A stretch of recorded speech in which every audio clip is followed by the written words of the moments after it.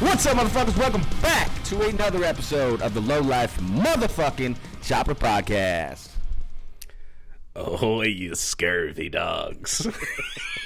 The fuck? Oh my god. This is fucking retarded, dude. All right, I'm pumped. This is the biggest crew that's ever been interviewed in one shot. We got 5 dudes on camera here. 7 people in total. We're going to see how this goes, but we're joined by Nick, Tilden, Bo, Josh, and David, and they are all putting on the Holy Mother Chopper Show this April. Welcome to the show, guys. What's up? What's going on? How's it going, guys? I'm doing fucking great. I feel amazing. But, yeah, we obviously, again, just full disclosure, we had plenty of technical difficulties starting it up, but everything is looking great and crispy right now. So, There we go. Good deal. yeah, so Nick, you've been on the show before. You're Yep. known as Iron Trash Rat, right? Yep. Yep. When was the last time you were on the show? It was when you were doing a build. Oh, shit, that was like, I want to say it was like a year ago. Was it? Yeah, it was a year ago, because it was almost like right before the last year's Holy Mother Chopper Show. Okay. Yeah. So almost exactly a year. Okay. Yeah. And were you building that bike for that show? No, I was building it just to fucking build it, but now this one that I'm fucking working on with Tilden, actually, that one is for the Holy Mother Chopper Show. Okay. Yeah. All right. So most of our viewers will know Iron Trash Rat, and we know about last year's show it was a Holy Mother Chopper Show and Poke and Bear's Chopper Chill Out kind of union show, right? So we were trying to combine them. They were same time. Yeah, so Bo was doing the Holy Mother Chopper Show for a couple years. I wanted to do a camp out, and since it was in like fucking May in the mountains, figured we'd call it Poke and Bear's Chopper Chill Out. Stuff kind of got a little wonky, but we were trying to team up, and that's actually how this year's Holy Mother got like where we are now. We were trying to do like this huge thing out at like the county fairgrounds, and like things got kind of wonky, so we decided to pare down a little bit and kind of do what we know what we're doing, like work within our strengths instead of trying to push ourselves too far and, promise high and then fucking deliver low and disappoint everybody. So Nice. that's where we're at now. So the Holy Mother Chopper Show is named after Holy Mother Tattoo Shop that's owned by Bo. And if you guys aren't watching, this man has the most beautiful, epic beard I've ever seen. It's at least 6 feet long if it's an inch. It keeps on going out of the camera. Like, how long is it? It's like 3 feet, man. It's 18 years old. Damn. 18 years old. Shit. It's definitely down to the nutsack. And maybe a little bit more. It's tied up, so it's bigger. It's unmanageable. Oh, do you ever wear it like out? Like Never, no. you just can't because it's too big. You have to I wouldn't control be it. able to function in life if I had that much hair. It would be getting caught in fucking It's funny gears because and I'm shit. losing it everywhere else. It's like it's coming off my head and migrating to my ass and back. So, I don't know if it's just that's how it works or what, but That's awesome. So I guess how long have you been at Holy Mother Tattoo? well, I've been tattooing for 14 years. I moved here in 2019. I worked at another shop in town for a couple years. And then I started Holy Mother Tattoo in 2021. Like Okay. January 2021, like right coming out of the pandemic. So, No shit. yeah, so 3 years. We've been here 3 years. How long have you been tattooing for? 14 years. 14 years. Where did you come from? Are you from another place in Colorado or? I guess that's a tough question. I was born in Alaska, raised in California, joined the Army, and found myself in the South with 3 kids. And God damn. I've been there for. I was in Atlanta for almost 20 years. Oh shit. 18 years. No So, shit. And then I just I love Atlanta, dude. Atlanta's a great city. It's just so many people moved there. It just became unmanageable. You know, like you couldn't even get out and ride your bike. The traffic's so bad there. Oh, I just shit. wanted, some peace. Colorado's giving me that. Yeah, Colorado seems like a fucking chill ass state. I don't think I've spent a lot of time there. Definitely not in Colorado Springs. Colorado Springs, pretty big city. It's getting fucking huge, man. No, not Yeah. really. Dude. No, For Colorado. Dude, for a couple, well, yeah, It's pretty podunk, actually. whatever. I think it's getting close to 1 million people, like in the metropolitan area. Oh, fuck. In Colorado Springs? Yeah. It's like, It's getting close. Yeah. I think the proper like population of the Springs is like 750. Yeah, it's definitely growing Damn. for sure. That's fucking wild. I think probably maybe like 400,000 of them are tattoo shops. And Is there a shit ton of tattoo shops out there? Yeah. it's unregulated. I've never lived in a place where they've had like just Really? fucking, homeboy can get out of wherever and just start his tattoo shop, or Kelsey, she's got a shop at 18. Like, it's kind of weird. Atlanta at least had some sort of like, regulations, and They couldn't be like, yeah. It's kind of like in New England. There's no regulations on Dunkin' Donuts, so yeah, they're right across the street from each other, you know? Colorado Springs is like that for tat shops. That's cool, though. So you were tattooing for 14 years, so you were tattooing down in Atlanta, decided to go somewhere a little bit more chill. Now everybody's blown up your spot, and it sounds like Oh the no, Wild no, I West. don't mean it like that. It's not like that, but Yeah, it is definitely a growing city for sure. You could tell. yeah. Lots What kind of people move here in what's the like last year. what kind of tattoos are you into? Like, what's your style that you do? I like American traditional and like fine line black and gray. Sick. Okay. That's my Yeah, favorite.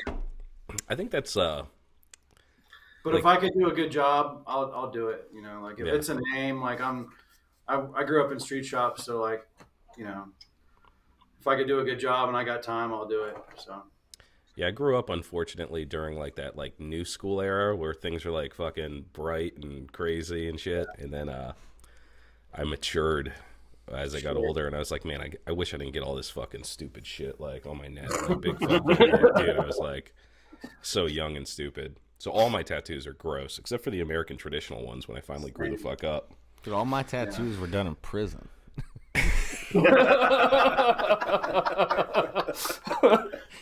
And they look like it. I'm a big fan of the black and gray. Yeah. Do they do at-home Hep C tests? Oh, dude, everybody in jail. Yeah, you can get them on Amazon now, dude. Oh yeah. In jail, you They give it just to you. Commissary. in jail you just compare what strain you have.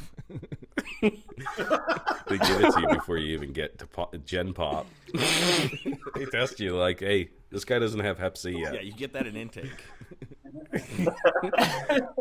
They give it to you. They give it to you right in the courtroom before they take you down to the prison. They're like, here's your jumpsuit, here's your shoes, and what strain of Hep C would you like? Oh, it's an a la carte menu. So is it just the five of you guys putting this on, or is there anybody we're missing?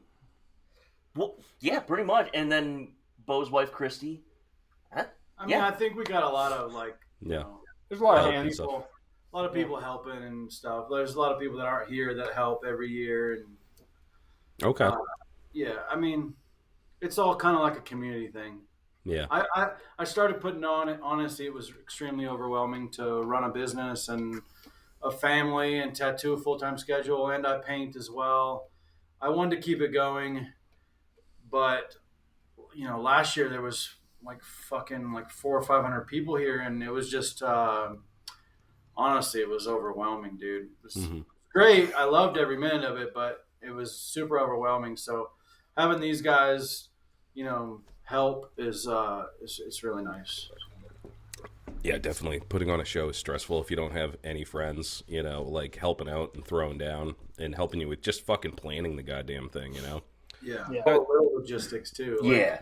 fucking Oh, yeah. parking cars and taking out trash that you don't like necessarily think about, until like the trash is overflowing and Yeah, it definitely helps to have a couple of sober friends too. Because I started drinking it. I just started drinking at like 7:30 in the morning, and then by the end of the day, I just He's feel just like, in the I have to beer be garden shuffled. laying on a table.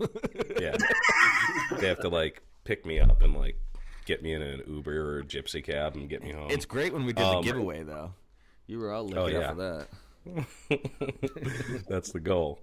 So David, Boulder Street Moto, that is, as I understand, a co-op garage or park. Yeah.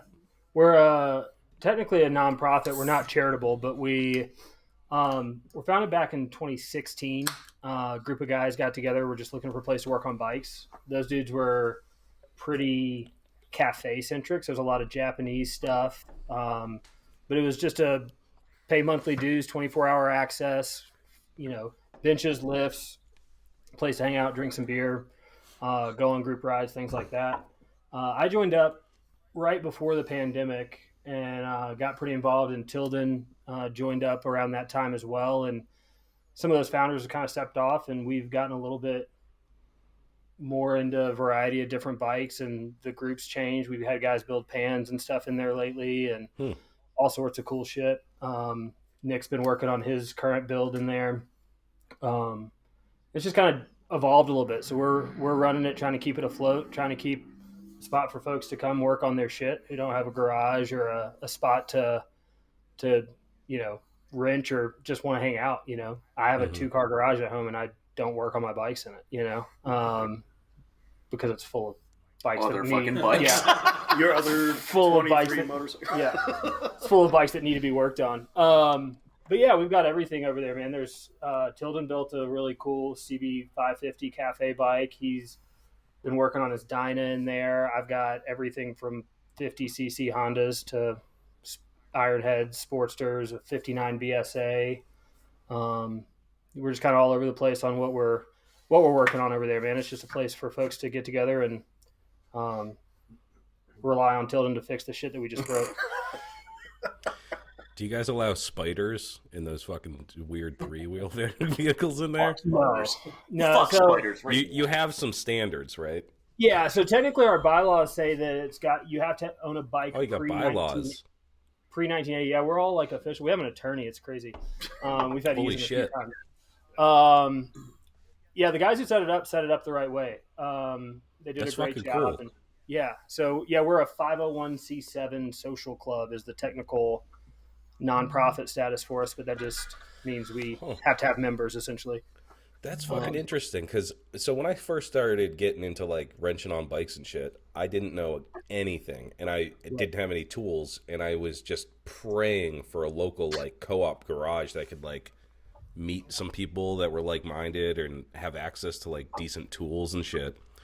But I guess I didn't realize that that's what it is. It's a social club, I mean, it's a garage and stuff, but I had no idea that there was actual like bylaws. I thought it was kind of like a gym membership, like anybody could join and use the shit. But yeah, we've had to vet. We originally were like invitation only, and then we wanted to start growing because shit got expensive quick.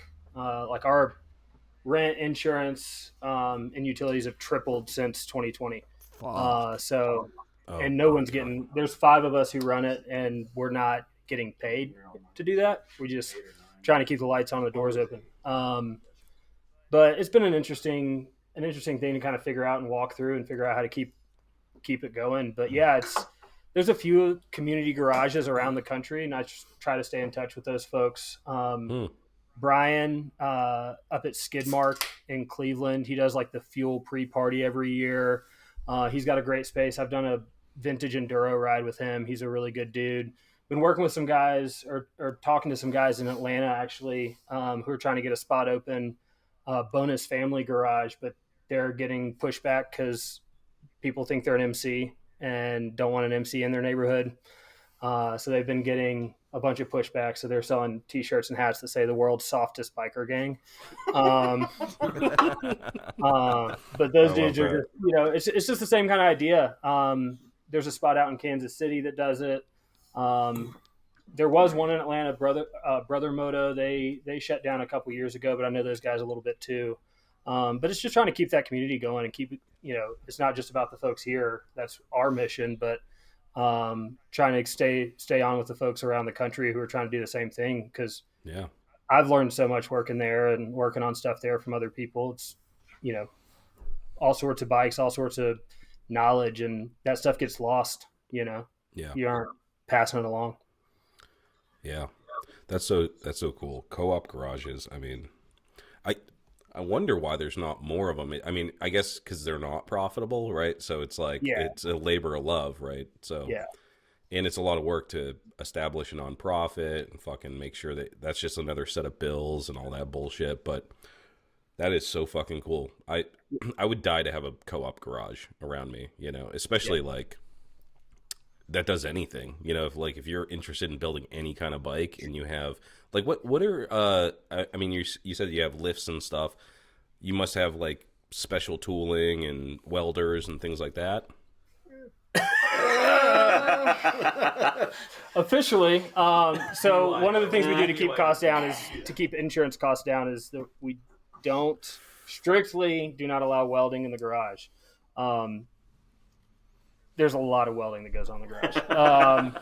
So yeah, Nick just welded together an entire motorcycle in the garage. So but no, we try to keep those costs down and stuff. We also don't allow drinking while you wrench. So we're really strict about that. That's tough. No, it's kind of ask forgiveness, not permission sort of situation on that stuff. But I mean, it's just kind of 4 basically tooled wrenches with your standard stuff, and then we have some community stuff with grinders and that kind of stuff. But we've really just started doing a lot. Like the last couple of years has been the first time people are doing ground up builds.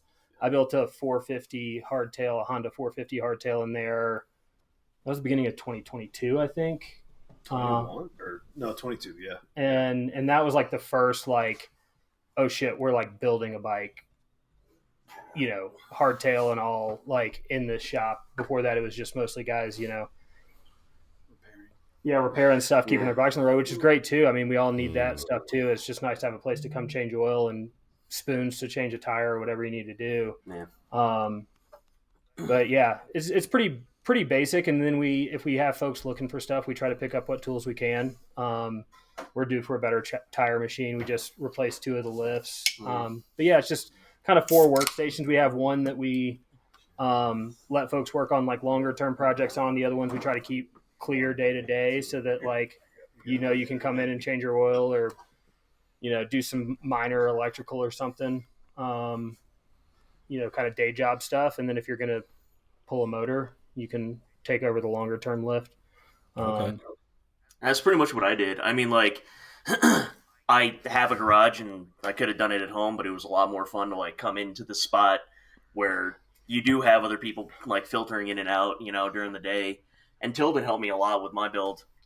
I mean, from rebuilding the engine to doing the wiring, and then like some of the more, I hate to say artistic things, but like, figuring out lines and stuff like that. So that was actually pretty cool to be able to like come in and do a full, ground up build in a space where there's going to be other people, helping you out. Yeah. Tilden, there was like 30% credit on every build that's been built in that bike.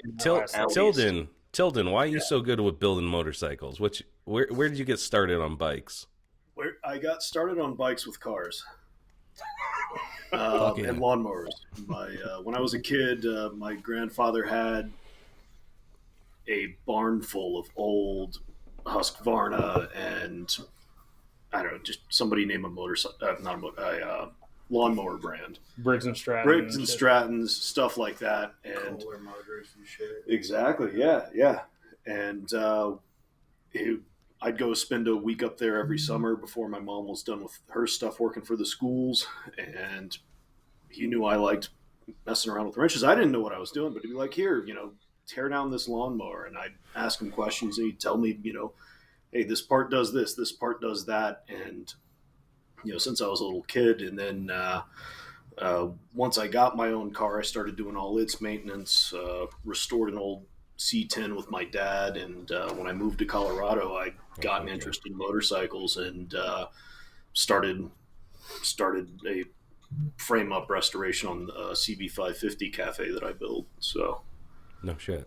And it's all the same stuff, you know, pistons and spark plugs and bearings. Yeah, I find like I don't like working on cars that much, only because everything seems to be like way more rusty, shittier. Yeah. Everything's bigger, harder to access. Like with a motorcycle, it's for just sure. so easy. You can do it. You know, you can lift the whole engine out. Like I just blew my fucking engine up on my fucking Ranger, and I was like, I can't just like lift the engine out with my hands and start working on it. You know what I mean? Like you need a whole bunch of special tools. But yeah, that's cool as fuck, dude. Is it? I mean, do you still work on cars? Less so, but I've had friends reach out to me, you know, To help fairly them out, routinely, saying like, "Hey, I got this going on. Can you give me a hand with this?" I did the front suspension on a buddy's Xterra a while back and helped him get all that set up. So it's not my preference anymore, especially, you know, seeing how comparatively easy it is to get to everything on a motorcycle. Oh yeah. I've just Well, you were talking about trading your fucking Goldwing for that, what, 58? 48. 48? Oh, Yeah. that's a fucking I smoking still deal. love it. Definitely do that. Definitely do that. Some fucking asshole with a fucking It's on 48. Craigslist, yeah. I hop on Craigslist today, and there's this 48 Chevy pickup in the motorcycle section. It's like looking to trade for a pre-1980 big Japanese street bike, and I'm like, Tilden, you're trying to sell that Goldwing, right? Yeah. I reached out to him. I hadn't heard back yet. Oh shit. I don't know. I hear those. I've never ridden one, but those Goldwings look like a sweet ride. It's a road sofa. Oh yeah. Dude, So yeah, comfy. never gonna get rid of yours. Yeah. He's got a Goldwing. Tilden and I and another guy rode. We built 3 1,000cc Goldwings back in 22. I bought like a Survivor, like semi, like airbrush glitter paint from the original owner here in town, and we rode those up to Sturgis in 22 for the Wango Tango show. Such a good time. Yeah, we had a great time just showing Goldwings. And you rode Goldwing yours gang. from Yeah. Atlanta to Washington, or I rode mine. So I wear a full face helmet. No one knows it's me. Dual purpose, hides your identity and protects your skull. My pops rode his Harley from Kokomo, Indiana, where he was born, all the way up Pikes Peak in the 70s when it was a dirt road, and all the way out to California. Oh fuck. He started on this Goldwing shit about 5 years ago. He's like, we need to get Goldwings. I'm tired of working on shit. So he bought 2 Goldwings from this dude. I have a 1987. It had like 40,000 original miles. The dude had it since it was brand new. He worked at it was an old man that worked at a Nashville Honda dealership. So he shows up, buys the bike for $2,000. I haven't fucking done anything to it but fill in gas, and I lost a cigarette lighter that it has on the. But I rode it from Colorado to Myrtle Beach, all the way back to Seattle because I had a guest spot. So I put 35,000 miles on it in the 2 years I've owned it. I put 7,000 miles on it and a back tire in 1 month in July of last year. Yeah. All I had to buy is a back tire, but I'm about to put a car tire on the back, actually. What? No shit. Yeah, they run a special car tire on the back, like a radial, and fucking. Wow. Man, if you just want to ride a motorcycle and you want to get somewhere really fast, like the thing will do like 90 miles an hour for fucking as long as you want to ride it.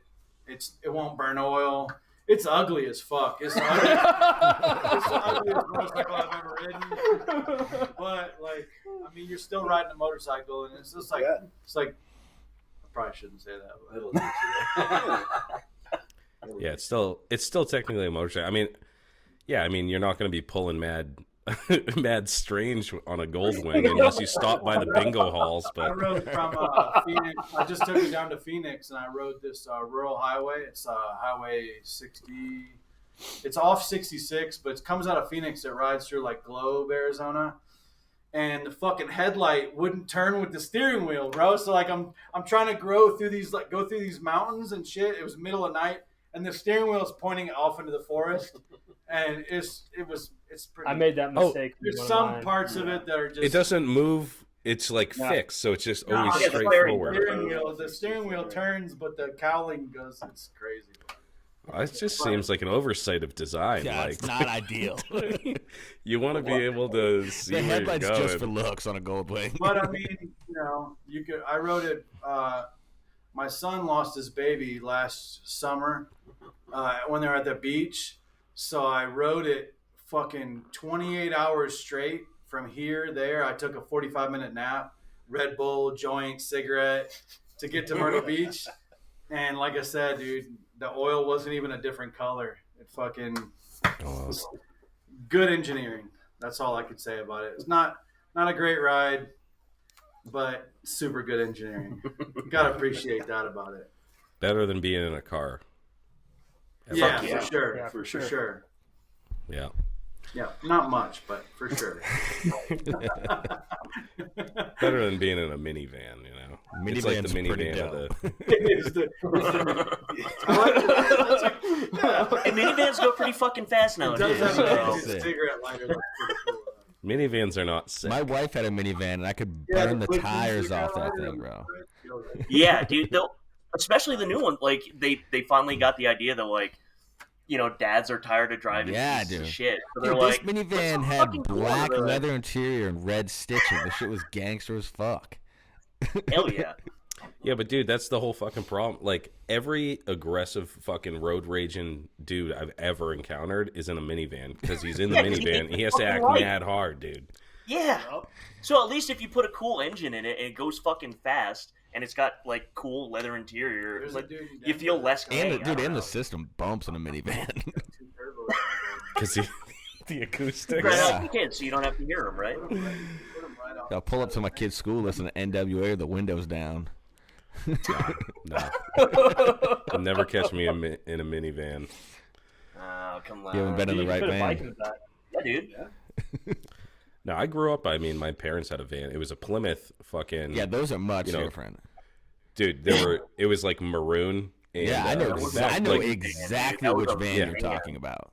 everybody had this. Yeah, like the at yeah, that that was time. like the legit Sure. minivan. Yeah, it's the quintessential minivan, the maroon, and then Yeah. my dad took the back seat out because he was like it was broken or he was always hauling some shit, and he had straight up lawn furniture in the back, and we'd be going to soccer practice, dude, in a fucking fold out like cheap ass fucking Walmart beach chair. And dude, my dad would be taking corners and shit, and all the kids would just be like, "Ah, fucking."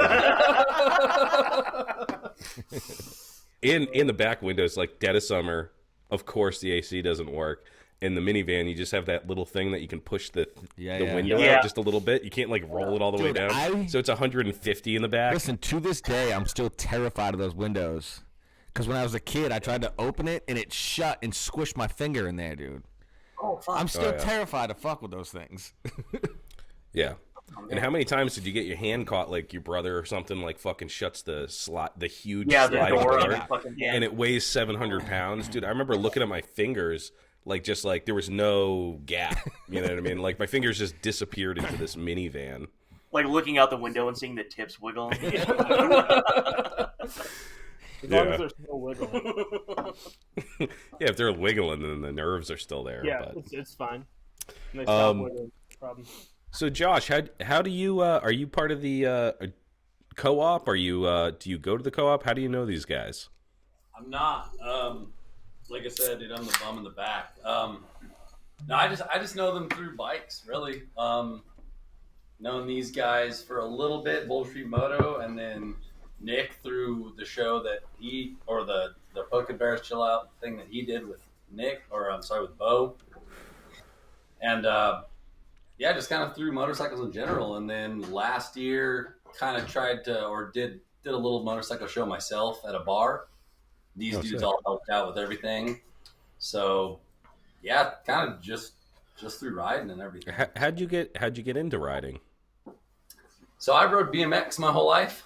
Oh, hell yeah. And now I'm getting old, and that seems to be the transition is from BMX to motorcycles. Yeah. A lot of the dudes I know. I still ride, but it's just a little bit here and there. So, yeah, just found an old Kawasaki back in the day, rode that thing till it died, then found a little XS650, keep riding that thing, and then just kind of building some bikes here and there. So No shit. yeah. It had a rad name too. It was called Sickle at the Nickel. Oh yeah. And the Sickle bar at the was the Nickel. triple nickel bar. It's a super popular bar in Colorado Springs. I would say kind of famous, really. It was on Bar Yeah, Rescue. It was on Bar Rescue. Famous dive bar. Yeah, it's a pretty cool bar, dude. Yeah. Oh, But is yeah, this I was still a trying to- dive bar? Yeah. Yep. Yeah. Fuck Yeah. yeah. Surprisingly still there. Yeah. Also, They surprising. didn't fix anything. Bar Rescue went there and they go, "Fuck you." So we're gonna stay a dive bar. They fixed stuff for a couple months, and then it just went back to fucking. It sounds like Just every went back to episode that of shitty fucking dive Bar bar. Well, Rescue. they moved locations since then too across the street. Across the street. Yeah. That- But I mean, it's Yeah, not it's like way the better. Bar The- Rescue yeah. money Bar went Rescue into looked their lame like. as fuck, honestly. The Bar Rescue, when they bar rescued it, looked lame. Yeah. I thought it was Yeah. like, ugh.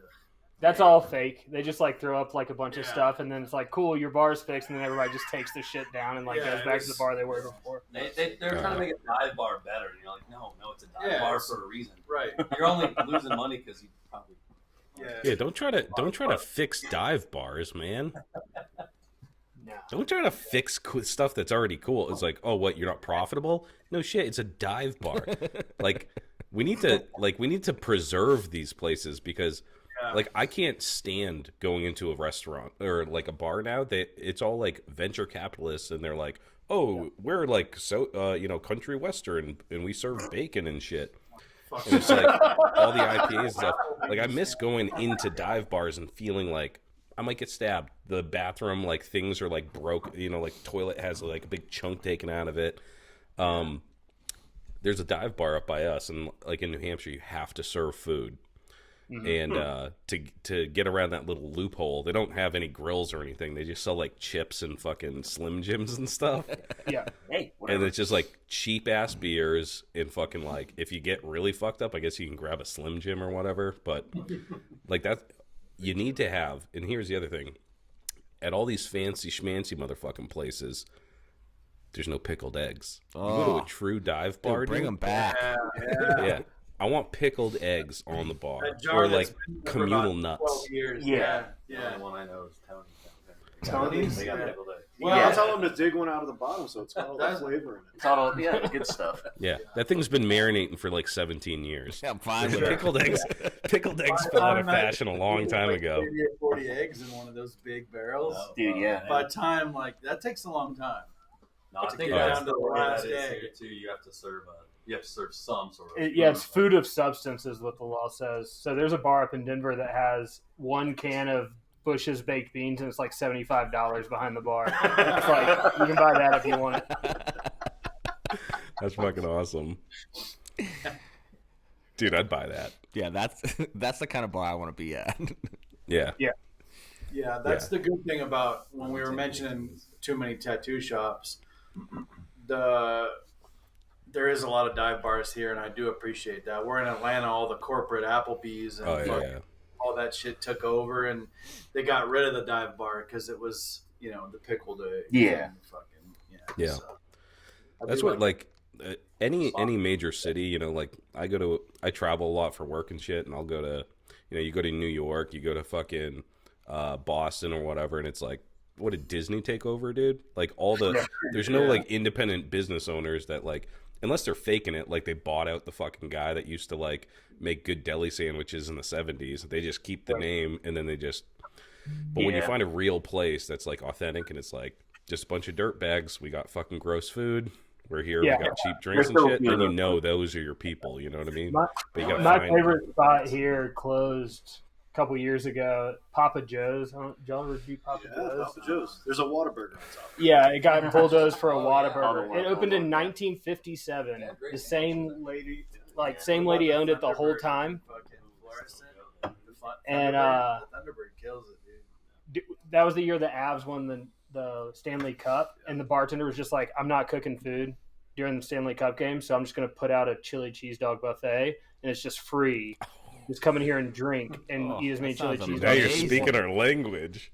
And then like halfway through that run, they're like, "Oh, we're closing in November. There's going to bulldoze it for a Whataburger."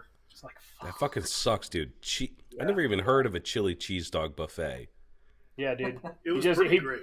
he just brought out the crock pot and just like piled it up with dogs. He was like, I'm not stopping watching the game.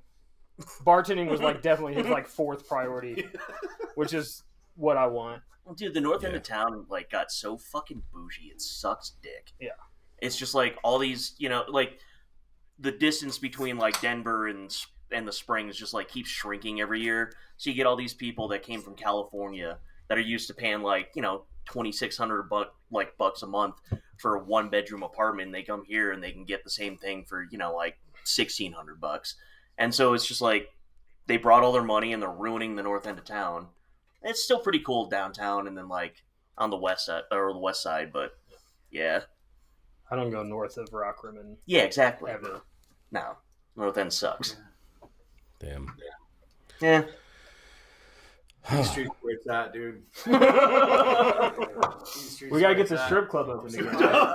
Yeah, dude, deja vu. There's a strip club like right down the street that fucking closed. That's what I keep saying. There Yeah. needs to be a bar on B Street, dude. Yeah.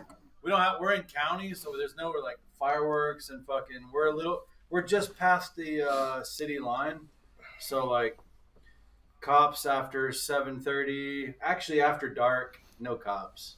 That's what I like to hear, man. Yeah, That's what I that, like to hear. Dude, I thrive on that. I don't want to be in the city, dude.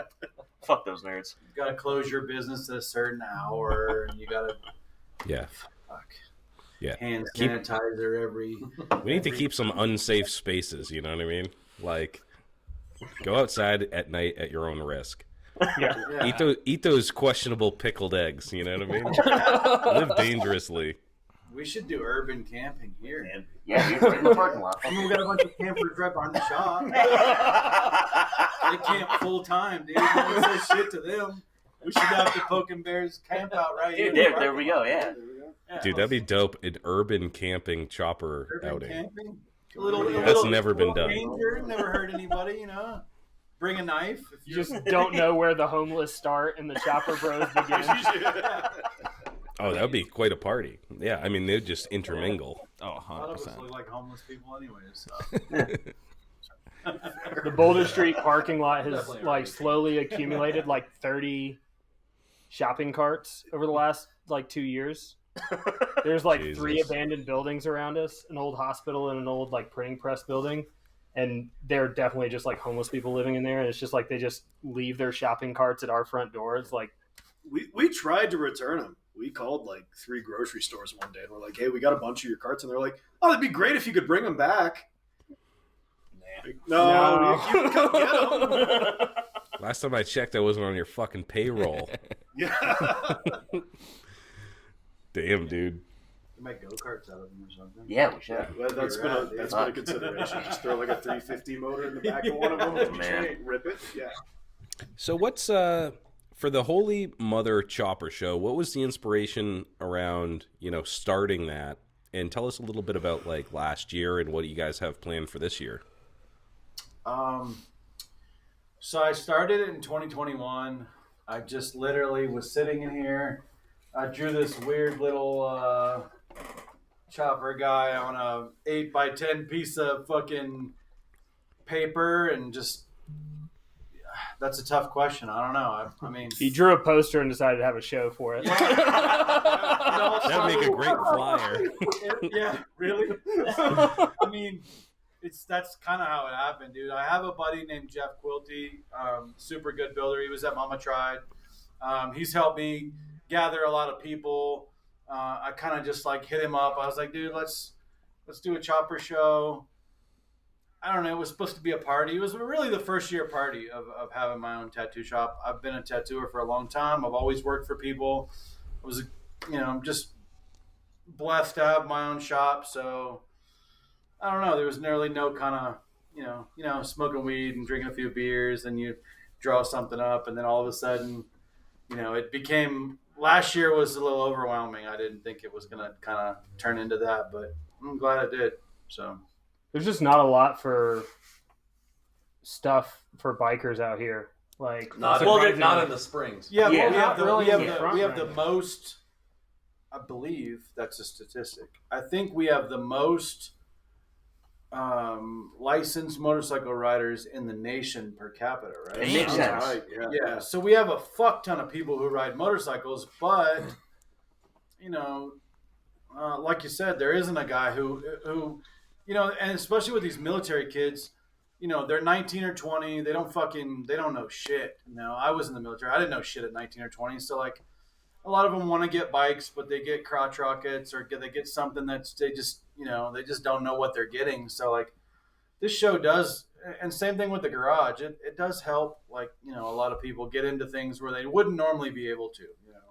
They need some guidance. Yeah, guidance. Yeah, we don't need. Yeah, they're wasting their money. We have some friends that are veterans, and I think all of them, as soon as they get out, they buy a crotch rocket. Yeah, You know what Or I a mean? Dodge And it's like, Challenger. yeah, with Dodge Challenger. Well, you marry a stripper, you buy a Dodge Challenger, It's the way things go. there's more to life than that, boys. And they need But is they there? need the But is older there? they Not need when you're older 19. people to guide them. Not Because when you're 19. imagine if you didn't buy that shitty crotch rocket and you got yourself like a piece of shit iron head. First of all, you'd be saving a ton of money. And Not you really. wouldn't need a stripper because you're gonna be busy fixing the fucking thing for the next 6 months.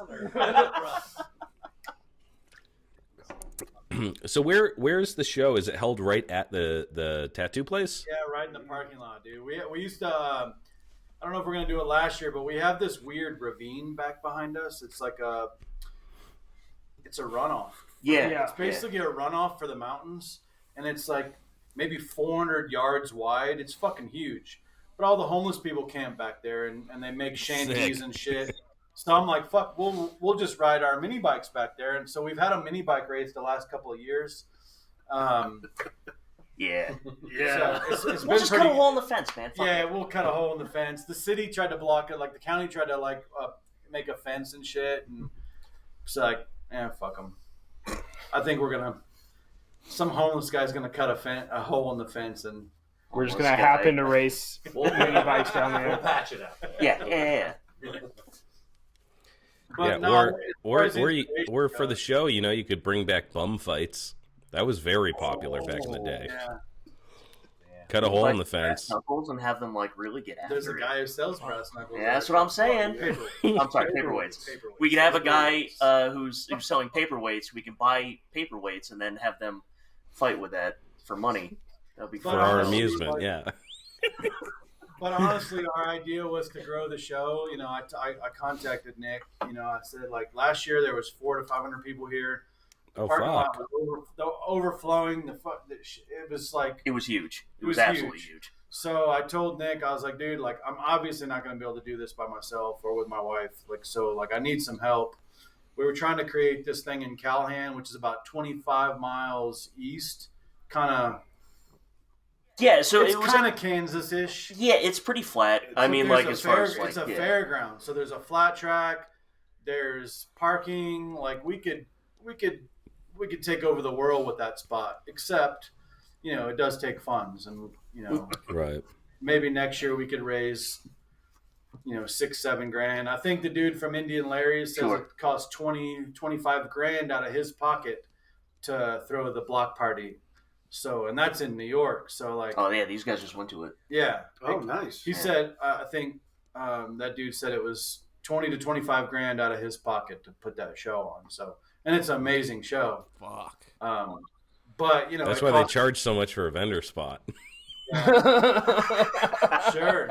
Yeah. I mean, but it costs money to have a thing like that. Yeah. So. Well, Oh, I mean, yeah, we dude. all went out of pocket. I mean, when I did Poke and Bears, I was doing pre-sales on tickets to afford the stuff, but I still went out of pocket. I know you were fucking trying to organize shit, and it ended up not being too bad. I know you went out, Bo went out of pocket, so we're all trying to figure this out in Callahan, and then it just kind of all we sat down and we all looked at each other like we're not gonna fucking. be able Well, to- it was a time crunch thing. Yeah, It's not in just the time- It's not that we couldn't have done it or raised the money. It's just Sure, it's but a in time the crunch. amount of time that we had, it just wasn't going to fucking work out. So we're like, Right. why don't we just focus on what we know that we can make work, sure. and doing it just putting all the energy into the Right. Holy Mother show. That's what we ended up on, which I'm really Yeah. glad we ended up doing. So Same. And then grow it over time. if you can make money off a show and not just break even or lose money, then you can put that into the show next year. And I don't think even really any of us care about making money off of it, to be honest with you. I think like, the promotion of our individual businesses, like Boulder Street Moto, growing that to where like, because it is a weird thing because like Skid Mark's Garage and like, not all of them do make money, but it's a great fucking idea. It's just getting the dude off the couch and getting him, into a $100 space and getting him into motorcycles is, I think that's the goal. Yeah, right. for sure. So what do you guys? I guess what do you have at the show? Is there like a different awards for like choppers or different kinds of bikes, or what do you guys do there? Last year I painted bowling pins. Those are sick. Yeah, so we're gonna have awards. We have a bunch of vendors. We're gonna have obviously all the show bikes. Hopefully we'll cut that fucking hole and we can do the mini bike racing. But yeah, it's all dusty. But yeah, so I painted like 8 bowling pins, and Darren McKeague came last year and pinstriped them all. They turned out super cool. I think the year before we gave out skateboards that were engraved by a dude in town, Shoot Roots guy. Oh yeah, That one from back there? Jamie. Yeah, Shoot Roots. Yeah.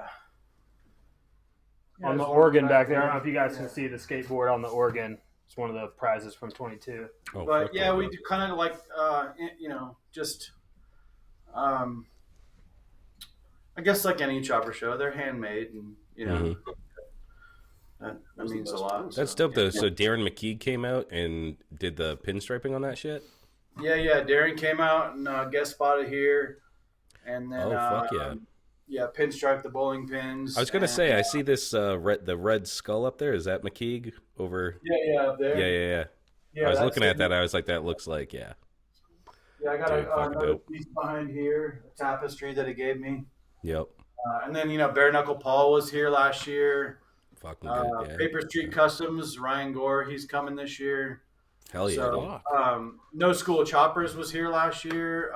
Dude, these are all fucking solid Gabe dudes. was That's here awesome. last year. There was like some serious dudes here last year. Yeah. That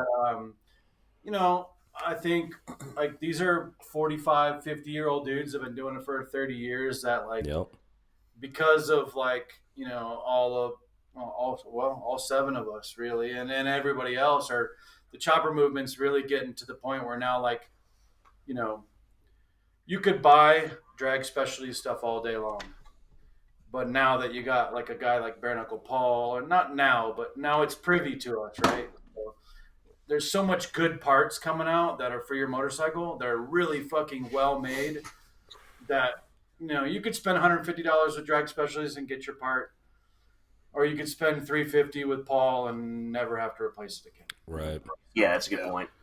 Well, I think there's something to be said for like, there's a lot of people on the Front Range, like Denver, Colorado Springs, Fort Collins, like this whole area, and it's grown a lot. But I think the shows that we have around here, there's one in a few weeks at a big event center here. There was one up in Denver a couple weeks ago, and they're cool. Like, but they're like a little like it's all the same shit though. It's all the same shit, and it's overblown, and it's like people selling made in China do-rags as much as it is people selling like crusty chopper parts.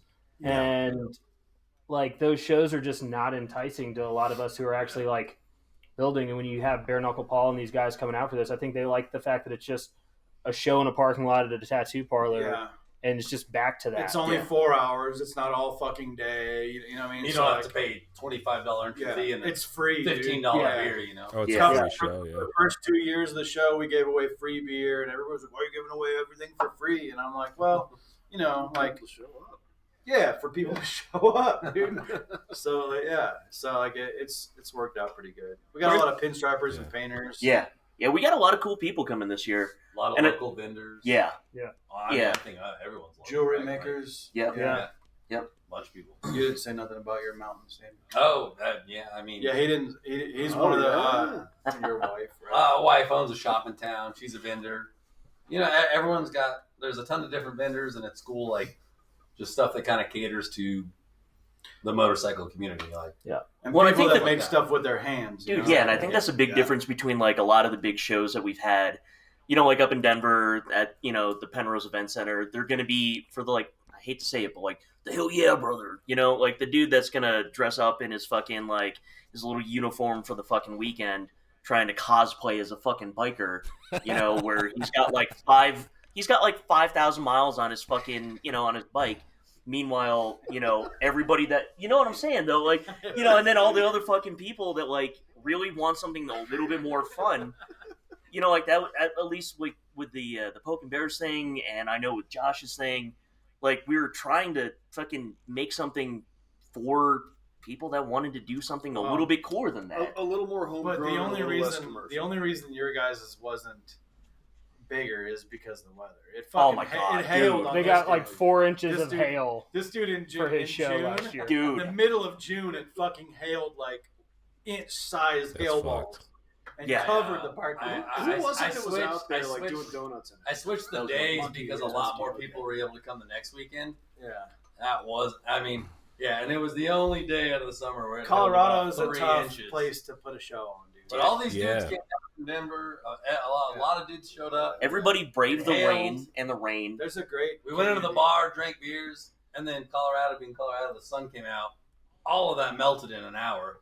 Mhm. And I said, come back out, we're doing the show. And then, fuck, yeah, we did the show. That's cool. But dude, I was down at the fucking sickle at the nickel. It starts hailing, and I'm like, fuck. All right, well, I guess I'll cancel my fucking camp out in the fucking mountains. So I'm going around telling people, oh, fucking cancel. I get back home like 5 minutes away from the bar, and it's clear. It's sunny, it's clear. I'm like, what the fuck? And my wife goes, well, are we packing up the shit? And I'm like, well, it's hailing downtown. She goes, don't be a fucking pussy. Get all your shit together. Let's go. I was like, all right, dope. So I fucking call everybody back up. I'm like, oh, I was fucking lying. We're still doing this shit. Psych. And meanwhile, there's dude, fucking Tool Monkey. He's fucking doing like donuts in like the leftover slush and hail in the parking lot.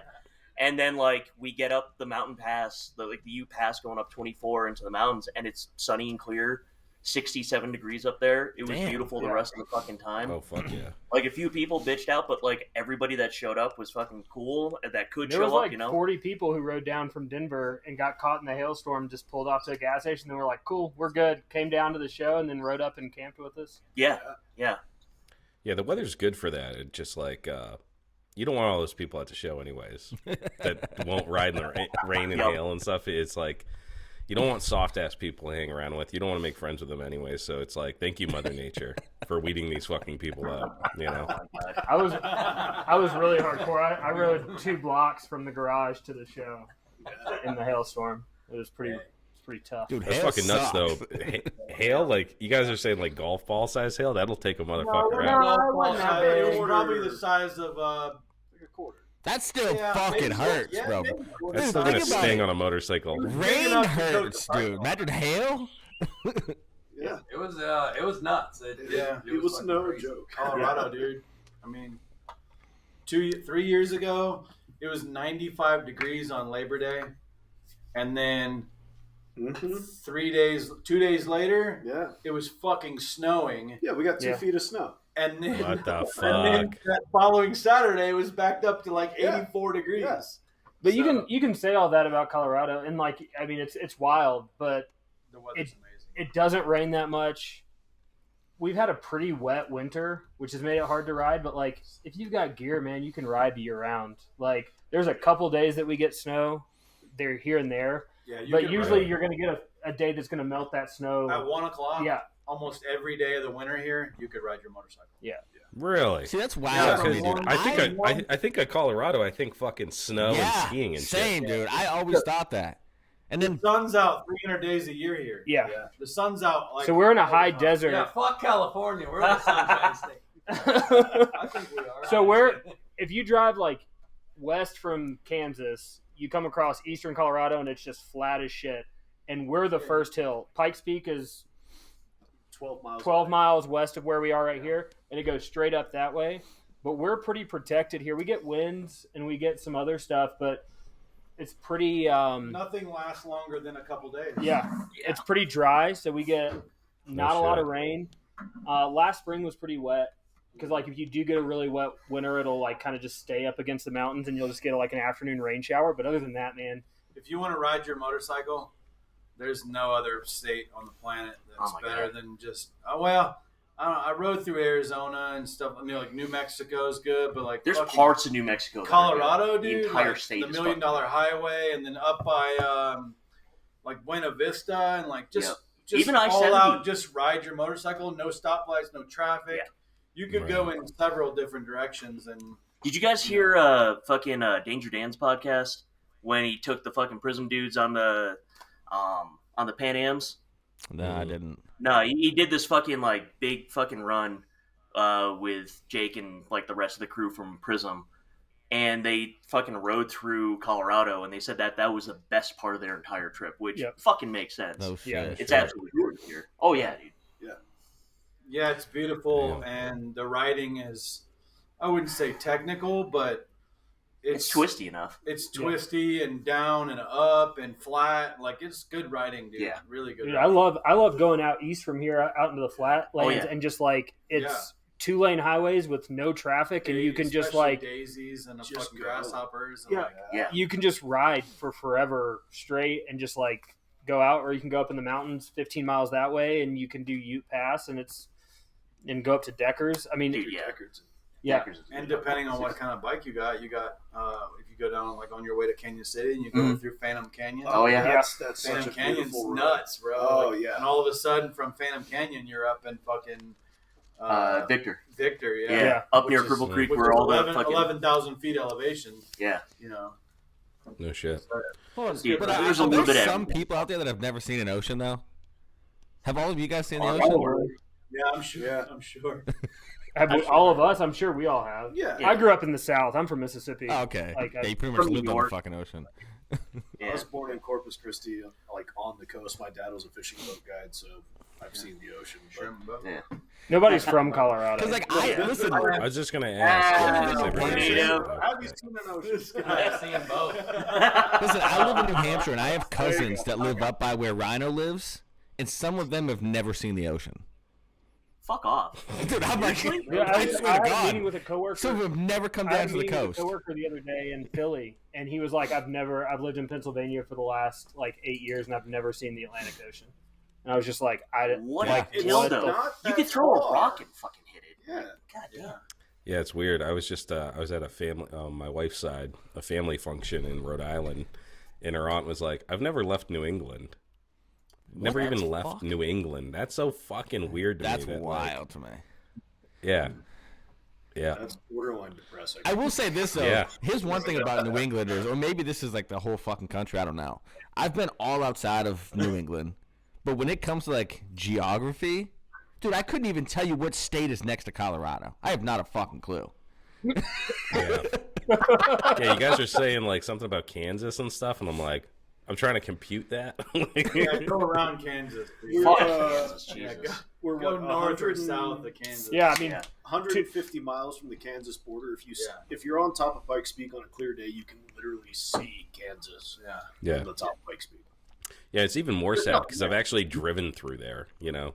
It's all Yeah, I've gone Dude, cross country a yeah. few times. I've driven that, and I still don't 70 know like fucking what states suck. go where. Mm-hmm. yeah. It's a very, very mundane drive. especially when you're Oh my going God. through. But yeah, if you go north, God. basically along like That's a Ohio great song. into Illinois and fucking Michigan and fucking Wisconsin and then down through Nebraska, that's infinitely more. It's still boring through Nebraska, but like it's infinitely more You can at least interesting. go 80 miles an hour. Yeah, oh yeah, that's true. Yeah, Nebraska's got those high speed limits. The other thing I was going to ask you guys is Colorado statewide, is it it's legal for marijuana use, right? Or do they actually have the dispensaries and shit? Or is it by Yeah. I think they do shrooms City. now too, don't they? Well, they decriminalized, Yeah, which doesn't mean you it's can't legal. go like buy them at a store, but if you you can't have get them, arrested yeah. for them. Shrooms? Yeah, you can. In Denver, you can. You can get chocolate bars. Oh yeah. Well, so You all gotta right, get a there we different. go. So the Springs, I don't know what you guys know Not the about. Springs, but yeah, Denver, yeah. I don't know what you guys know about Colorado Springs, but Colorado Springs is like an old army town / like stronghold for every like major evangelical Christian church. Oh my god. Oh, Yeah. shit. NORAD, you got the Air Force, you got the Army. You got... The Air Force Academy is here. There's an Army base. NORAD's here. 2 former Air Force bases, now Space Force bases, and then you have just all these like Christian things. So Colorado Springs is what I would say dry. So you can't buy recreational weed in Colorado Springs. There's 2 dispensaries right on the edge of town In a place that big, sell recreational. that's missed opportunities. I used to work. Yeah, Yeah. I used to work for one of the guys who Yeah, they're owns one. fucking up. One of the guys who owns one of the dispensaries. It was the most profitable dispensary in Colorado, like the highest grossing, because you have 1 million people who can only buy. Yep. If they don't have a medical Yeah, card, that's they can only buy there. wild. That's fucking stupid. Hold on, so But how no, does this we go can- with all these tattoo shops in a Christian town? Are you guys getting like shunned at the door and shit? Army, dude. Yeah. Army? Okay, yeah. I mean, you've been around army bases. Right outside the gate, there's tattoo shops, there's liquor stores. That's why there's they got the strip clubs. That's why they got the crucifix hanging up in the back It's Holy Mother. for all the Christian bitches. They're like, oh yeah, all we do is Jesus tattoos. That's their specialty. I love it. I like Jesus tattoo. Hey, it's legal, not in Colorado Springs, but you can get mushrooms. Is it illegal to drink other beers other than Coors? No, yeah, it should be. Like, are they gonna slap the cuffs on you if you're out there with like a Bud Light You or guys something? drink Rolling Rock? Old Latrobe, bro. Oh my god. I don't mind Rolling Rock. I'll drink that shit. A green bottle of The beer. only green bottle you should drink out of is a Yingling. There you go. Nah, it's pretty. Coming from the South, there's no fucking cops here, dude. There really isn't. Like, there's no cops here, dude. Like, there really isn't. Like, I mean, there's no cops here. In Atlanta, there's a cop. There's like 3 cop cars for every citizen, I think, in Atlanta. You say that like you've never spent a night in El Paso County Jail. I mean, Wait, what was that? they for? don't fuck with you like tubing other violation? states. Like other states will sit down at places like Yeah. 7-Eleven and fuck with you. You know? What Yeah. I mean? Yeah. Here they just don't do that, and I'm glad. It's nice. And actually. there's not enough cops to do it anyway. Even if you wanted to, like, fucking Dude, have enough cops to do that. During the dude. summer, I see like 5 times a day. I see just like kids ripping down the street on dirt bikes, like doing Mhm. 60 miles an hour, like on just Yeah. No plates, no nothing. Yeah. no nothing, just like ripping around. No one cares. Fucking beautiful. Shoot, back home, I got 2 tickets from the same cop in 2 weeks. Oh yeah. I used to get in a lot of trouble like growing up when I was younger because we had at the time it was per capita. They did have the most cops per capita in the town that I grew up in, and yeah, there's just a small town. There's nothing going on. There's no like murders and shit. There's no gangs, you know. So they have nothing to do except for fucking extort people for traffic tickets and shit like that. Try to catch the occasional DWI or whatever. They actually did. They used to do like sting operations, compliance checks on convenience stores to make sure they weren't selling to fucking underage kids and shit. And I got pinched. I got pinched in that because What I. hometown is that? Yeah.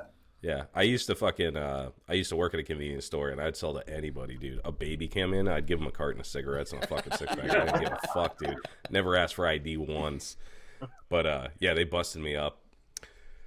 You know, it was funny though because like, knowing what I know now, I definitely would have been like, dude, this guy's definitely a narc. And he turned out to be like, he was like probably my age, but he was like the police chief's son or whatever.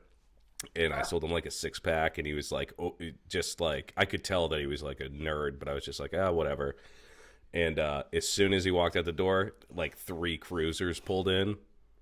Like I was fucking Charlie Manson, dude. Like they were, like, Jeez. they like bust open the door. They're like, we got you, you know. Fucking sucked, but. Where'd you grow up, Rhino? I grew up in I went to school in Goffstown High School.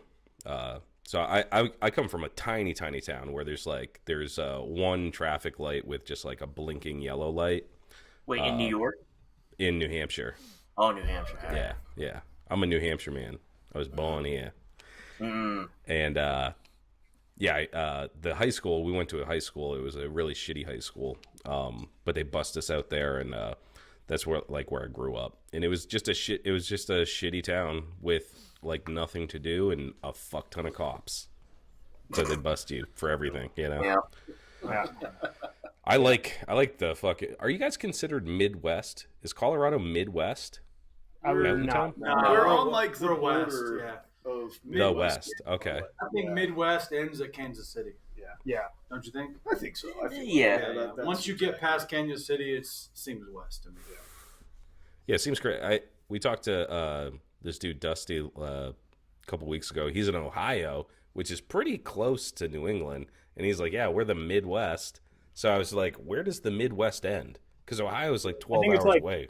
Yeah, I think it's like Kansas City. Missouri, Nebraska, Michigan, Nebraska Illinois. might even count as like Yeah. Nebraska counts. Yeah. I think it's more of a personality. Dude. No one cares. Like Nebraska and Kansas just don't exist. Like you have the West on the other side of them, and the Midwest on this side of them, and they're just like. Are they on Mountain Time too? Like, where does Mountain Time start? It starts at Colorado border, New Mexico border. Oh, okay. And then it ends quite abruptly too. Isn't Mountain Time? Yeah. It's not a very big time zone. No, it's we got the little tiny guy. Just a little guy. Just a little guy. That would confuse the shit out of me. Yeah, it's fucking stupid, but whatever. Arizona's got it right, at least with the fucking, no, like, daylight savings. The no daylight savings time, I used to live in Phoenix, and that shit used to fuck me up at least twice a year because they're like, no, we're not changing, which I was like, dude, that's fucking sick. We should not be changing the clocks. Don't fuck with Father Time. It's so dumb. Yeah. But everybody else does, so it just fucks you up even worse. So you're Dude, like... Yeah, we should definitely do it. I picked up a bike in Indiana a couple weeks ago, and so I drove from here down and saw some family in Mississippi and Tennessee, and then drove up to Indiana. And I was trying to like Talk about that bike. Oh, yeah. trying to like set up a like Zoom call for the guys who run Boulder Street Moto, and I like set it up at the wrong time. I was like, Indiana is so fucked. It changes like time zones every county. Yeah. Like it's like I was like Central, Eastern, Eastern, Central, Central, like Eastern, just like back and forth. It's right Just on the border of it. driving which is so across. stupid. They need to get their shit together with this time bullshit, you know what I mean? Yeah. There's no farmers anymore, you know? No, Like, fuck. I think they could probably, like, nowadays, like, the only farmers are, like, owned by, huge fucking... Monsanto. Yeah, Monsanto or fucking BlackRock or some shit. It's like, they illuminate stuff now. They don't need the sunshine to fucking make this shit work, We have headlights and shit on the tractors. So, and I heard they were getting rid of it. Like 2 years ago, they were like, There's been a like, bill try, just dude. floating around. It's never gonna. They don't give a fuck. just fucking end it. Let's just put a pin in that bullshit. Did it ever even make it to the ballot? No, What are we talking about? time Daylight change. savings. The problem is like the people up north get pissed about it. Like the like Montanans. Montana and the fucking Dakotas. Yeah. That's 'Cause they that's just- what cares. Fuck them, dude. I haven't heard those fucking states in a long time. Is there anybody relevant up there? I don't give a fuck. Fucking The rest three of us states. are changing that shit. I like Um, it. I'm here for it. It's like 500,000 people in the whole state of Wyoming, right? There's more people in Colorado Springs than there are in the state of Wyoming. Yeah. Oh yeah, dude.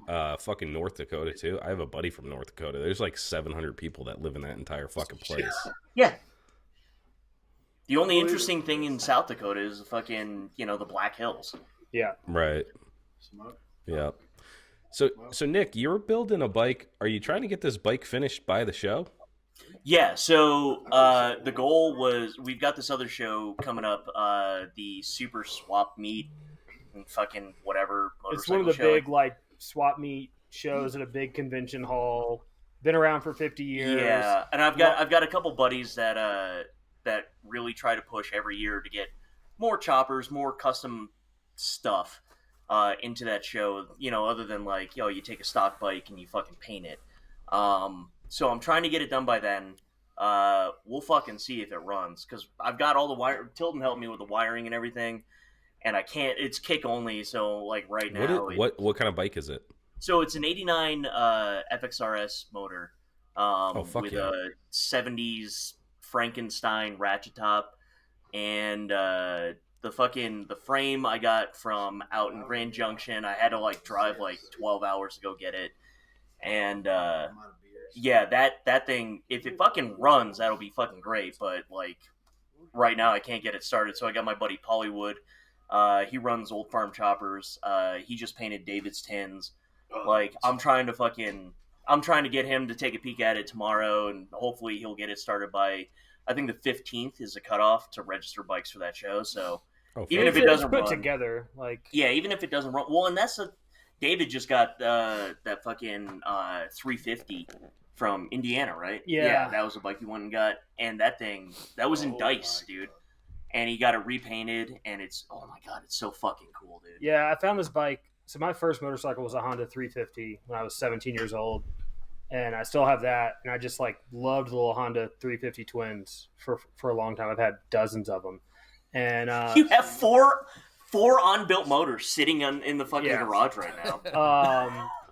And this I found about 5 or 6 years ago, maybe longer. I stumbled across a eBay listing for an old show bike CB350, and it was molded frame, massive long prism tank, big twisted and hex girder, just a wild build, like on a Honda 350. Which you see 750s, you see some 550s, maybe a 450. You don't see 350 choppers. Yeah. And I was like, man, that thing's so cool. It was piss yellow, and Dude, like same fucking colors. I mean, like pisser yellow than that. And I followed it around for a few years, and that led me to a guy, Jason Maddox, who's Time Bomb Customs. He does like aged paint and stuff. Dude, and yeah. and so he owned that bike, and end of summer last year, he posted up that he was taking it to Glory Days and he was going to sell it when he got there. And I was like, what's up? And he was like, this is what I want for it. It probably needs an engine. I was like, I've got 6 of them. And so I bought it from him sight unseen, and he took it to Glory Days, and unfortunately it fell on the trailer, which told us a lot about it, including like the 27 layers of paint and the lack of Bondo. Like that whole bike will hold a magnet. I mean, it's fully molded, everything, but like almost the entire bike will hold a magnet. It's gorgeous, though. And so I was like, well, why don't you paint it for me? And he hooked it up, man. He did it. And we kind of come up with an idea of like brown metal flake and going back to kind of old age show bike look. And a couple weeks before, I had been thinking about like, man, it'd be cool if it was like kind of like a space theme, maybe like a Southwest space theme with like mountains and shit. And he like texted me one day. He's like, dude, I was thinking that like I'm going to do a space theme on this thing. And I was like, cool. He's like, and maybe like a space cowboy theme. And we like go with like mountains and shit. And I was like, go for it. So he went nuts on it, man. And just crushed it. That guy works so fast, and it's incredible. So I very delicately hauled the frame back here to Colorado a couple weeks ago and starting to get it together. We're going to probably use a different girder, couple other things, but it's like, been digging through old chopper mags trying to find pictures of it, but it's a crazy weird like is he is it TBK something or other on TBK 1977. I know that dude. He was actually a funny story because number one, I bought some parts off him like way back in the day or something, but he was like my first Instagram follower, like when I first joined Instagram like fucking 3 years ago or whatever. Oh yeah. And I was posting like I had like 2 followers. I posted some shit, and he was like, "Hey man, that's fuck cool. I like what you're doing." So shout out to Time Bomb Customs. He's about it, dude. But he's an amazing painter too. Yeah, he crushed this bike. It's on his Instagram. He's been posting a couple of photos of it lately. And it was before he painted it. It was in what, Dice 101? Yeah, Dice issue 101. It was in there when it was yellow. But we'll get it back together. But yeah, man, I just drove through. We met via Instagram, and I drove through. Ended up like going out and grabbing a burger with him and hanging out. Yeah, for where a is few he hours. out of? Where is he out of? Bedford, Indiana. Okay. And so we hung out for a few hours, and that dude was awesome. I should have hung out with him more. He's all about it. Vans and chopper paint, man. That's his thing. Hell yeah, dude. Yeah, he does a lot of tanks. He does like tank raffles and stuff too. Like he'll just like pump out some tanks, and he does the sexy image transfers with all the nudie girls from the fucking 70s. I've got a titty tank that I won in one of his raffles. But yeah, he's so fast. He had that bike painted to silver, base silver, like one day, and he was like, "I'll have this done in time for you to get here." And I was like, "Dude, I'm driving across the country. I'm getting a little nervous." And he's like, "Oh, I'm fast. I was like, "Are you fast?" And he starts sending me pictures like 4 hours later of it finished, and I was just like, "Dude, this thing is airbrushed and paneled and black and aged, and in 6 hours." But see, that's the thing. Like, the pictures don't even do it justice. To see it in person, like, we unloaded it out of the car when he got back to the Springs, and it's just so fucking cool. Yeah, like the amount of detail in it, the finish on it. It was nitrocellulose lacquer that he uses and ages on it, so it looks like it's been painted like this since the 70s, which is exactly what I wanted. That was what killed me about the yellows. It was just like this single stage yellow paint on it that just had no depth and no interest. The false rust aging he did on top of the paint. Yeah, I don't know how. I think it's heat. But he ages it in the right places, around the ignition switch and the motor mounts and everything are just more heavily aged. He crushed it, man. I can't speak highly enough of that dude. That's so impressive. Dudes that paint like that, they're fucking artists. They take the time to be to do those little details. Because I did a patina tank and it fucking fell apart. You know what I mean? Yeah. When you do the real rust or whatever and you try to paint on top of it, it's dude, that shit's just, I'd be riding down the road and a big chunk would just be but to make it a good paint, dude, seriously, there was it was this big, right off the side of the tank. It was just flapping there and it was and then all of a sudden just came right the fuck off. And I'm like, oh damn, dude. To get those patinas are hard to achieve. Yeah. The good thing about this bike is the frame weighs as much as a normal CB350 with a motor in it. Yeah, it's heavy as fuck. And it's not a fast bike to begin with, so I don't think it's going to, blast paint chucks off. It's not fast enough to, get any air. Fires, though, you might, it's a wild... It was a wild bike, and he did it justice. That's awesome. The work that was done to that thing, it's, all molded and just nuts. Yeah. So I'm trying to have it ready for this at least. If I can get it ready for the show and the other show in the Springs in a couple weeks, cool. But I want to have it here for the Holy Mother show. You're building that. I'm trying to finish up my Evo. Josh, you're finishing up your Evo. Oh. That thing's coming along. Fucking Bo's building a shovel head, putting a bunch of 60s original parts on it. Fuck yeah, dude! It's we're all trying to get fucking our bikes done for dude, it really is. Cochran Speed King, fucking lowering nice. Yeah, dude, he put a fucking drop seat section in on a stock shovel head frame, and it just fucking looks so goddamn good. It's so tight. That's an early show too. You guys are at the beginning of April. Yeah, April 6th. That's an early fucking show to get bikes ready for. It go one way or the other. It's one of those things, man. I mean, that's what I'm saying. You never know with Colorado. So it's crazy. But that's the thing. Everybody both years that I've had it. But everybody does the shows later on in the year, and then they're getting pulled 8 billion different ways, and it's just other states and shit. We're trying to make it early enough that fucking people originally we were gonna do the show on fucking April 20th, which would have been fucking dope. But we moved it a little bit earlier, and it's nobody else does shows that early in the fucking year. Yeah. And everybody's itching. Everybody's itching, right, to get out and fucking bring their bikes out, or at least look at some other cool shit. Yeah.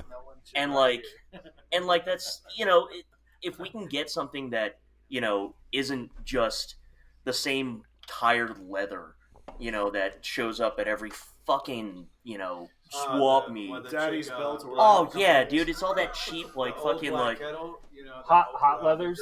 Yeah. Or Milwaukee leather. Now it's there's a tin types chick coming this year. Dude, yeah. There's the tin type. Old black kettle. Yeah, the on tintype Instagram. photographer. We've got Oh, pinstripers. that's We sick. got a good Bloom Bones jewelry. Yep, She like yep. makes jewelry out of bones and shit. It's rad, dude. Dude, we got all sorts of fucking people coming out to this, and it's like not only are we gonna have all of that, you know, in terms of like vendors, but we're gonna have, I'm pretty sure, a lot of cool bikes. 'Cause last year, Yeah. I mean, like what? There was 40 bikes. Well, there was Jeff Quilty's new bike. That Oh, dude, that one that was at Mama Tried, the Old fucking Diablo. yeah, Redheaded Stepchild. the God damn Redheaded it, Stepchild. no, not the Reddit Stepchild, the one that Paul did for him, the fucking lowrider. Yeah. He had a lowrider S. It was what, the That'll be 22 here. or And then, whatever, Ryan where they had Gore from fucking Paper rakes Street and shit. Customs will have some Yeah. rad shit here. There'll be some really good bikes. There's really good bikes. Oh, This dude, year. I'm fucking That's stoked. really I good mean, bikes. Honestly, Dude, I like the fucking early not show though, only- because it's like Not a show get your bike, fucking but ass, get your ass in gear, get that shit done during the winter. April is spring. Oh, yeah. You should have your Yeah. bikes done, and then you got to do a bunch of shakedown runs. Everything's gonna fall off or get broken, and then Yeah. by fucking May, you should be rocking. You know? The French Yeah. boys, the French boys. It's a Cohen? It's a dad. Yeah, Cohen It's a and his dad. who's God damn it. basically taught his sons Yeah. everything there is to know Aaron? about fucking Yeah. motorcycles. nice. And they won the mini bike last year. Aaron. Yeah, Yeah. Cohen for the Youngest- yeah. dude. Cohen for the last 2 years has won the fucking. No, Paris won it first year. Oh no, that's right. You're right. You're right. Fucking. So like the mini bike race, like you can enter in just like raffle tickets, right?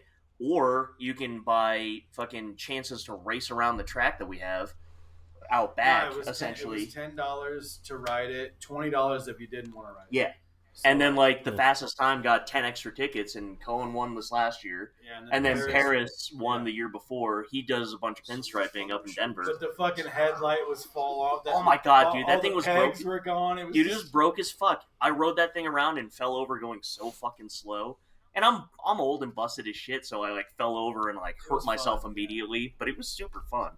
Yeah, Cohen and his dad though, Cohen's got a Survivor panhead chopper that is That just thing- incredible. Yeah. And didn't his dad just win that fucking panhead? Yeah. The 3G nut panhead? Yeah. It's not Yeah. fair. Yeah. Not Yeah. fair. His dad's got and they're He really, raffle- really, really good. A he lot of raffle really won good that 3G people. yeah, or you know what I 4G mean? nut panhead. I was Super like, good, goddamn. just quality people come to the show. Yeah. And that's- Yeah. I like Oh yeah, that those stuff. are dope. That is like Quality people. one of the things that I love about this show is it's not the same 15 bikes you see at the Super Show, you see at the Penrose Show. You see people like it, build quality out the window. Just like, hey, people have built their own things Yeah. and have brought them to this show, and that is so awesome to see. Yeah, like That's so awesome like, to see. It doesn't have to be the best paint in the world. It like doesn't- turn day corn nuts, Turn day and corn fucking, nuts like and, just like- special stuff or that just- are on there. Like Dudes, there was a guy both years at this show that had it was an Iron Head, or maybe an Iron, it might have been an Evo, but he's got just his own doodles just hand engraved on every inch of the Yeah. engine, like Camp Machine, like, Mm-hmm.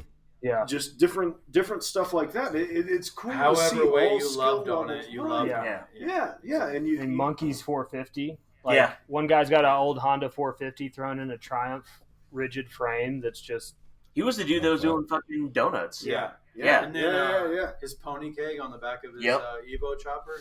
Yeah, Two Wheel That's Monkey also- has a that's fucking so sick. a Yeah. really dope Evo, and he's got on the sissy bar. He's got like these fucking bungs welded in, so he can screw in or bolt in a fucking like It's a pony extra keg. 2 gallon fucking pony keg.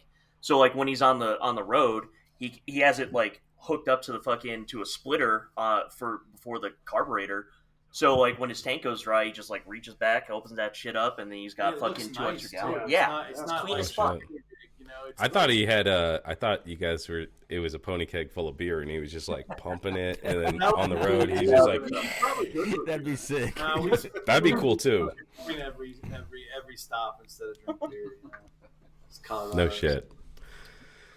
Dude, that's fucking awesome. This show sounds amazing. I wish that we could get out to it this year, but maybe next year we can plan on it. I'd love to. Dude, Colorado Springs sounds like fucking amazing. Well, if you That guys sounds fucking come out here, amazing. you'll have a place to stay. We'll fucking figure that out. Yeah, Yeah. dude. You know, even if you fucking fly out, I know. Well, David has a billion bikes. None of them work, but like, Put an air mattress in the tattoo shop. yeah, right. Yeah, We'll fucking. I want to sleep in a tattoo shop. first time. Yeah, we'll just chill there. I mean, you guys are drinking beer, smoking butts in there. That seems like my kind of place. Yeah, it's a cool shop. Yeah, it's a tattoo shop, like a tattoo shop used to be. It should be. I love that. I fucking Not a love that. white walled, like fucking headphone wearing kid with fucking Yeah, With too much autism. yeah. $300 an hour. They just started 6 months ago. Yeah. I want my tattoo artist to have a respectable beard, tons of tattoos. Could probably beat the shit out of me. Probably not, dude. I'm old, bro. Sick, dude. So we are sponsoring the Holy Mother Chopper Show, April 6th, 12 to 4, 1807. What is it? B Street, Colorado Springs. Yep. We will be you guys. I got your show flyer today, so we'll be posting that up on this episode. I'll flash that. But I love what you guys are doing. I think that's so fucking cool. A chopper show at a fucking tattoo shop. You guys are doing it the right way. You know, keeping that fucking spirit alive. When we get the poster printed, I'll send you guys a copy. I got a big poster I just did. So Oh, dude, that'd be fucking amazing. I'll send you guys a copy. Yeah. This has been great, dudes. Stick around. We got a little bit of light housekeeping, and we gotta take a little time to shout out those motherfuckers that make this show possible. Are we doing that before the Do it. housekeeping? Yes. Oh shit. So you got to be on right now. I see you're breathing and you're blowing. It's definitely freezing where you are. Oh, dude. I'm highly regretting not putting the pellet stove on. I was like, oh. You have hypothermia. I'm like, I'll be fine. I'm literally rubbing my hands together in my hoodie trying to not die right now. So, and I just smoked, so I feel like that made it worse because the temperature hasn't changed, but I'm so much colder. Up first, we got Lowbrow Customs, everything you need for the road ahead. One of the only fucking websites where you can build an entire chopper on one fucking page. Tyler and his team fucking support every show in the motherfucking country. Are they supporting this show? Hey, is Lowbrow supporting this show? Was that Lowbrow? You know Did what, we man? did we Like, talk to them yet? I asked a whole bunch of people a couple years before to send T-shirts, and I just give them away for free. Like, I don't keep nothing. But the third year, I just I felt like I was begging, dude, and I just Hey, listen, I'm gonna get you. last I'll get you couple hooked years- up with Tyler. He's gonna send you some fucking dope shit. I don't want. He got That'd it. be great. I'm just giving it to people for free, dude. Yeah, It's yeah. nothing we keep. Last year, he sent us, like dog collars and leashes and a couple, stickers and all kinds of shit. So Chicken Rick from Chicken Fried Choppers, Vanilla Cycles, they always send shit. But Oh, hell yeah. after a while, dude, you're just like, I don't want to feel like I'm begging because I don't know who buys stuff from Vanilla Cycles.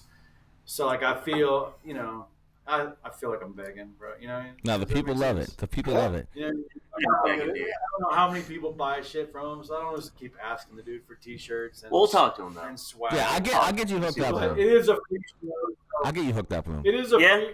free show. So whatever Appreciate that, people dude. donate, it goes. You know Well, what I mean? we appreciate you guys fucking helping us out with that. That's fucking cool. Yeah, yeah. So go support Tyler and his fucking team by shopping at lowbrowcustoms.com. Up next, we got No Luck Paintworks in Manchester, New Hampshire, cooking up the dopest fucking paint jobs on the East Coast. Don't at me. I don't give a fuck your opinion. My boy is nice with it. Check him out. No Luck Paintworks on Instagram and tell him the boys from the Low Light Chopper podcast sent you. Next, we got Deadbeat Customs, the creator of the Deadbeat Retreat. Motherfucking Steve has had our back through a cancellation, through some fucking federal charges. I'm just kidding, no federal charges. But if we did, Steve would still fucking sponsor this show because he's about it. He'd bail us out. Shop at Deadbeat Customs for your chopper parts, dyno parts, bagger parts, fucking luggage shit for your bike. He's got everything. Go check him out, deadbeatcustoms.com. Next, we got Steel City Blacksmithing, the dude who twists everything metal. If you don't want to twist it, don't leave it in his fucking grasp because he will fucking twist it up. Check him out. If you want to bring your build to the next level, hit up Josh. Collab with him. He does some fucking gnarly ass shit. He's got CNC lathes and fucking all kinds of weird fucking science, fucking metal heating up shit. I don't know. Check him out. Steel City Blacksmithing on Instagram, steelcityblacksmithing.com. Next, we got Stay Strong Co., the man who created literally the best fucking hot sauce in the goddamn world. Make sure you get over to Stay Strong Co. Order some motherfucking this shit hot sauce. Watch out for the collab we're gonna do with them at some fucking point. Who knows when? Maybe next year, this year, who knows? But make sure you follow him. That I way, talked to him today. Set it in motion? He was like, "Let's get on the horn." Yes. Yeah, we're gonna get that done. Let's get on the fucking And in fact, call. just an aside, I was wearing this shit in the bank, and I got some looky-loos. This lady was like, "I'm just looking at your shirt." Yeah, and love I was it. like, It's a nice shirt. "You like that? You like that? Go to staystrongco.org and pick yourself up .org? some of the shits." Yeah, it's at org. Who uses org? That's not even real life. Anyways, An organization. check out Stay Strong Co. Listen, if you got a business, doesn't matter what it is, mom and pop shop, a garage, whatever, you want to store some of the shit hot sauce, fucking hit my boy up. Because you don't need to refrigerate it till it's open. All right? You can become a motherfucking dealer of that sweet heat. Up next. This is you, Rhino. Oh, we got Matt over at Burnt Up Wood Burning. He'll burn some motherfucking wood, dude. Photorealistic bikes, hot rods, your old lady naked. He'll do some Doing it all. triple X type shit. He's I actually talked to him. He's going to be doing a giveaway for the show. We're going to get some LCP stuff so you guys can see this masterpiece. He doesn't use CNCs. He doesn't use lasers. He uses these mitts, buddy. The hands that He God does it created. the old-fashioned way, the way that you're supposed to do it. His boy, too, his son is building a bike for the Easy Time show, too. Oh, shit. So I talked to him a little bit about maybe get them both on, and we can talk about that. So they're about it. Go support them. Burnt Up Wood Burning. We have a new sponsor as of like an hour ago. Gaucho over at We Motor Co. So I'll put this up. You guys can go visit him. He does leather vests, hats, hoodies, tees, camp mugs, like our camp mugs. Hey, there's enough space in the camp mug game. We can all play there, okay? Everybody needs a You camp can't mug. have enough of these camp mugs. Yeah, and these leather vests are sick. I was talking to him a little bit about them. They have, I didn't even know this existed, sunglass holes like in the pockets, so Oh, shit, mine's you got don't have that. to like. You got that? I didn't even know that was a thing. I was like, what are those fucking slits, dude? He has them not just on one pocket, on both pockets. You just put, that's a perfect place for your sunglasses. I'm a sunglass guy. So, yeah, Gaucho over at We Motor Co. He fucking is a maniac, by the way, too. He built like a CB 450 hardtail with like fence parts, like shit he found in a scrapyard. Dope. So yeah, go check him out. Use code LOWLIFE, LOWLIFE for 10% off. Oh, shit, I forgot. Use that at We fucking Motor Co. Deadbeat It's- Customs, too. Yeah, low life everywhere. My bad. Use it everywhere. But yeah, thanks for coming on board, Gaucho. It's HUI, by the way. It's pronounced we, like We. the proverbial we, Like the But, French. yes. Last but not least, Loctite's motherfucking chop shop. Conveniently located in motherfucking Epping, New Hampshire, the motherfucking center of the universe and the home of the three governors. Check it at the fucking sign when you pull up. For all your pinstriping needs, hit me up, Loctite's Chop Shop on Instagram or Loctite's Chop Shop at that's a lie. Loctite at lowlifechopperpodcast.com. Yeah, if you need some shit pinstriped, let me know. Garage signage, fucking full tins, whatever. Spring is here and the paint is flying, baby. Next, we got Rhino Resto. Inconveniently located in Henniker, New Hampshire, home of the Vapor Honer Boner, except no substitutes. There's plenty of them out of there. They're using that tagline. It's not theirs, it's mine. I invented it. True story. We have a focus and a passion for vintage motorcycle and tool restorations. Friendly service. Even friendlier prices. DM me today at Rhino Resto for a free quote or a joke. Actually, someone hit me up today for a joke. I gave him a free joke. Love it. Made his day. Last but not least, This show. the Low Life Motherfucking Chopper Podcast. We don't miss a week. Every motherfucking Friday for over 5 motherfucking years. With all the technical difficulties. We're in your ears. Yeah, fuck technical. We overcome adversity. You want to go to lowlifechopperpodcast.com. All our shops and socials are there. Go buy hats. Go buy camp mugs. Go buy fucking shit. Support the show. By the way, little caveat. Everything on the shop went up in price. I figured out that that PayPal was fucking us with these hidden fees. So we lost everybody that's bought from us already.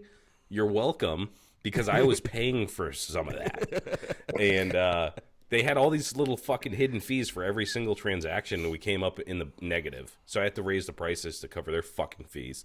Well, But I appreciate anyways, that fucking camp mug that you bought me then. which one did you get? Ride Choppers or Fuck Off or FTW? No, the FTW one. Fuck yeah, dude. Did you get some Bump Shop Diaries Hardtail blend? No, it was before you guys were doing that fucking deal with him. Oh, I I'll give it to you now. I'll text you the code. Go get some Hardtail blend, because Bump Shop Diaries is our permanent coffee collab. If you buy one of our fucking camp mugs, I'm gonna send you a code for 15. Actually, I forgot what it was. Is it $15 off? I don't know. 15% off. I don't even think the coffee's $15. Too many IPAs tonight. Yeah, I think it's. I don't know. You're gonna get some money off. Maybe it's $5. Oh, you know what it is? It's $5 off. There you go. That seems more reasonable, right? I don't know. It's something. So You're getting something. you know what it off. was? It's $15 shipped to your door. That's what it is. That's why I was getting confused. Just making up prices as you go. I like Just it. making it up. Yeah. We'll pay you $15. I'm bad with $15 off. Free coffee for everybody. So yeah, dude, Nick, I'll hit you up with that fucking appreciate that. secret Thanks. code. And yeah, go get some of this coffee. It's fucking amazing. right. Rodney's fucking amazing. And giveaway sponsor this month. We're gonna try to get him on the show. Kick Me Customs, Matt. Ooh, dude, look at these stainless steel. Oh, what it? Ribbed for your pleasure, baby. Some fucking sick ass buys, dude. Matt is a fucking maniac. He's in my neck of the woods too. He's right up the road. Fucking awesome dude. He's got the thickest New Hampshire man accent I've ever fucking heard, dude. So we're gonna get him back on the show. But sign up for Patreon. $10 a month gets you into the giveaway. You're gonna want these bars. I'm gonna just show them again. Those are fucking tough guy bars, dude. Fuck yeah, bro. So again, go over to Patreon. Sign up $10 a month. $5 a month gets you our free video. $10 a month gets you in these giveaways. We got mad pots, dude. All local, independent business owners, USA made, quality shit. Any more housekeeping? Real quick before we end this, guys, plug the show one more time. Let them know where they can find you. Whatever you want to say. Go. The mic is yours. 3 beers from getting rowdy, bro. Yeah, we're in Colorado Springs, Holy Mother Chopper Show, April 6th on B Street at Holy Mother Tattoo. Boulder Street Motos in downtown Springs. Oh, we forgot to say after the show, we're doing a fucking after party at Boulder Street. You can find all the details on Instagram at Holy Mother Chopper Show, all one word, and then Boulder Street Moto, all one word. All the details on there. I'm gonna be posting on my Instagrams. I'm sure everybody else is too. So yeah, we'll have all the information out there. But yeah, everybody should definitely show up for this. It's gonna be awesome. Fucking A. Dude, it was awesome. And we got a end goal too. Parking lot's cool. but we got a bigger picture in mind. Yeah. It's gonna Yeah. take us a couple years. Hell yeah, dude. Yeah. Well, I fucking love what you guys are doing. You guys, this has been amazing. I love talking to you. We should definitely have you back on the show. We got to make it out to Colorado Springs at some point. definitely. We were definitely getting out there at some point. But stick around after the show. And again, thanks for coming on. And until next week, Low Lives. Oh, Oh, jeez. Gross. さようなら